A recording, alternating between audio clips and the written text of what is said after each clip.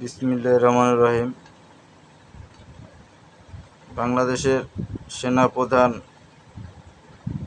দেশ বেচার জন্যে গোপন পরামর্শ করছে।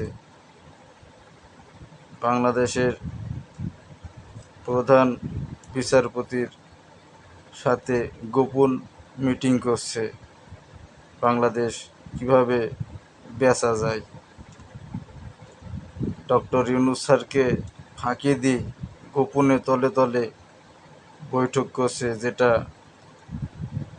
ডক্টর ইউনূস স্যারের কাছে বলার প্রয়োজন মনে করছে না। জাতির সামনে সেনাপ্রধান বলে এক, তলে তলে কাজ করে আর এক। বলছে ডক্টর ইউনূস স্যারকে পূর্ণ সহযোগিতা করবে, এটা জাতির কাছে বলছে, কিন্তু সামনে দৃশ্যমান কি দেখাচ্ছে। 100 মধ্যে 100 করার কথা, সেখানে 100 মধ্যে 10% করছে, আর 90%ই তার বিপক্ষে করছে। যেই 10% তাকে সাপোর্ট করছে, সেই 10% সুদে আসলে সে ম্যাজিস্ট্রেট পাওয়ার লিয়েছে, এখন সেটা শোধ করে নিতেছে।